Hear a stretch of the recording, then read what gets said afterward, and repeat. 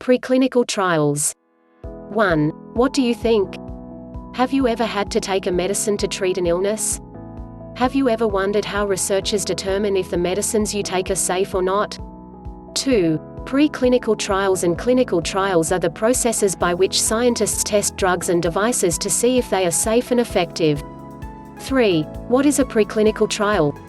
Preclinical trial, a laboratory test of a new drug or a new medical device, usually done on animal subjects, to see if the hoped-for treatment really works and if it is safe to test on humans. 4. There are two types of research, basic and applied basic research, discovering new facts about how things work, how they are made, or what causes abiological event to occur. Basic research can explore a topic, explain a topic or describe a topic. For example, a researcher discovered that genescan be turned off or on by small RNA molecules in the body. This study was conducted on worms. Itled to the Nobel Prize in 2006. 5. Basic vs. Applied research.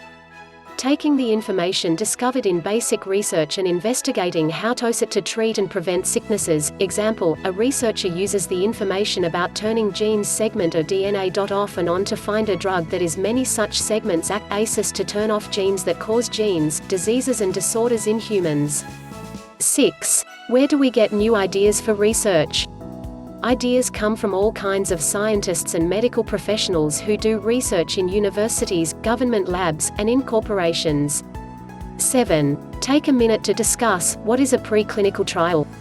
What is the difference between basic research and applied research? What sickness or disease would you like to see an effective treatment for? 8. There are several steps involved with doing a preclinical trial. File for approval as an investigational new 5-drug 4 establish effective and toxic doses screen the drug in the assay 3 develop a bioassay to identify a drug target 1. 9. Steps in doing a preclinical trial. Step 1. Get an idea for a drug target. Drugs usually act on either cellular or genetic chemicals in the body, known as targets, which are believed to be associated with disease. Scientists use a variety of techniques to identify and isolate individual targets to learn more about their functions and how they influence disease. Compounds are then identified that have various interactions with the drug targets that might be helpful in treatment of a specific disease. 10. Finding the right target is not easy. Parkinson's disease example. Parkinson's disease, a disease which causes deterioration of the central nervous system over a period of time. This disease often impairs the patient's movement, speech, and other functions. 11. How is Parkinson's treated? Where should the focus be? Tremors or shaking occurs when cells in one part of brain die. These cells communicate using a chemical called dopamine. Drugs that replace dopamine work only for a few years. Other Parkinson's symptoms, depression, sleep disorder, digestive problems, loss of brain function, have other causes. Another sign of Parkinson's disease, many cells have deposits of a protein, synuclein.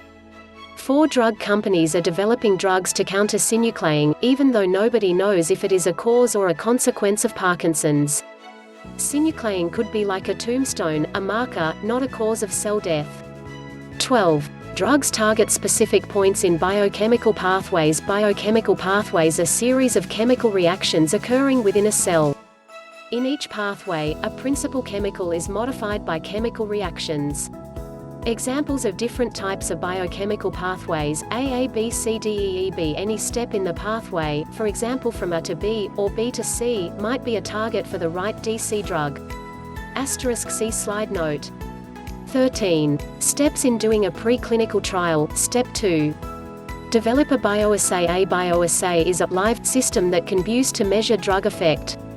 It may be a culture of cells or organs or a whole animal, for example, zebrafish embryos. You can see effects of drugs on bone density, blood vessel growth and many other systems of the zebrafish. 14. Steps in doing a preclinical trial. Step 3. Screen the drug in the bioassay. This is the actual test of the drug on the chosen bioassay. This will determine if the drug is safe and if it is effective in the bioassay before it is ever tested on humans.